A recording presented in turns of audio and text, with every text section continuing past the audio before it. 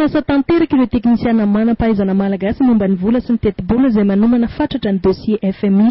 Jereny izy akaiky amin'izany ny fivoarana nisy momba ny fampidiram-bola-panjakana eo anivon'ny fahadiseranana sy ny hetra ary indrindra ny fanaraha-maso ny TVA. Notaky niraky ny FMI tamin'izy ireo ihany koa mantsy ny fanaraha-maso sy ny fandaniam-bola-panjakana.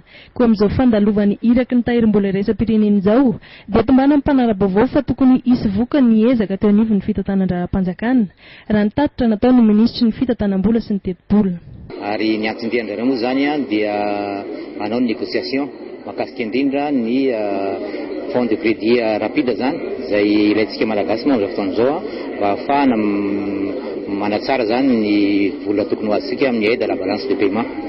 Manaraka an'izay dia resaka amintsika ihany koa izy mahakasika ny atao hoe programme de référence zay, zany hoe karazana mesure maro samihafa izy io tsy maintsy ho ataontsika zany isika miaraka aminy resaka an'ilay izy fa tsy hoe ndrareo koa ny mandita araka resaka hoe conditionnalité reny. Le gouvernement français a fait savoir à maintes reprises sa ferme intention de ne pas imposer sa coopération.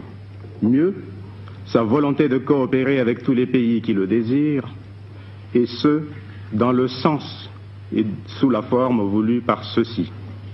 Et le gouvernement malgache, de son côté, a affirmé sans embâche et sans ambiguïté sa ferme détermination de reprendre l'entier exercice de la souveraineté dans tous les domaines.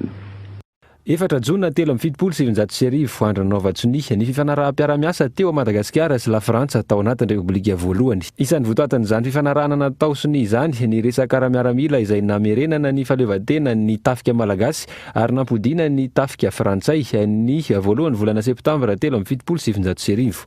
Izany ihany koa ny fifanarahana arabaritra maro samihafa teo amin'ny firenena rotonta izay namaritana ny fomba iara-miasa tamin'ny lafiny maro. Izany hoe tsy nitombona intsony ny loakady. Varotra ampolony avy teny amin'ny tsenan'i Bagdad izay tsy lavitra eto no nahazo rirany sy rariny tany amin'ny lehibe an-tsena ka nahazo izany. Nisy mihitsy azy ireo nandoa vola be. Mandoa vola zay vao afaka mandray an'ilay toerana nefa raha fa tsy ampy vola koa dia mijanona koa zany fa tsy mahazo toerana mihitsy raha vao tsy ampin'ilay vola amena azy. Izany ianareo zany mipetraka foana eto na dia tsy mandoa vola. Petraka foana ahoana moa misy varotra eo zay fa mandoa vola zay matonga varotra eo. Tsy mandoa an'ilay 1 million teny ianareo. Tsy mandoa zay ka. Tsy andohan'ilay 1 million mihitsy zay satria tsy vitanay. Efa nyteny tary amin'ilay an-tsena dia izay manana an'ilay 1 million ihany zany mahazo mivarotra fa izay madinika zany asorina hosoloana an'ilay vavety. Dia izay mampanaelo anay fa izay madinika zany tsy mba afaka nivarotra fa izay manana an'ilay vola be ihany zany ny afaka nivarotra fa izay asorina. Ho an'ity tompona andraikitra ato amin'ny Jirama ity no sakanana tsy hiditra ireo mpiasa ireo hatramin'ny zoma ho fitandrona ny orinasam-bahoaka. Ivelany maha toeram-piasan'ny Jirama azy dia tafiditra amin'ny toerana saropady indrindra ato amin'ny Jirama raha iresaka fitantanana jiro antsika. Ato mantsy no misy ny bureau central de commande, zany hoe zay afaka manapaka sy mamerina ny jiro à distance manera ny réseau de distribution ty tapitanana-tananarivo ty. Raha sanatria ny vavaka misy olona tsy fantatra na hoe mpanetraketraka zany tafiditra dia mampanahirana ny fitsinjarana ny jiro.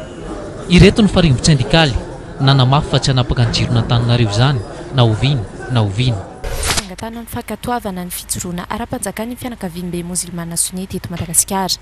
Ijanao pitaiza ara-panahy fikambanana ary tsiditra lalina eo amin'ny tontolo politika malagasy raha ny fanazavana nentin'ny filoha ara-panahy Arona Moussa Mahmoud. Andray ajara amin'ireo fanohitra mety hampandrosoana firenena kosa nefa izy ireo raha toka ilainy zany. Zany hoe ny fanjakana zany raha vao manaiky an'ilay fiaraha-miasa ary manokatra an'izay fahamorana anatanterana n'ireo fiaraha-miasa ireo azadinoana fa ny tena manan-karena ito amin'izao tontolo izao dia ireo arabo ireo.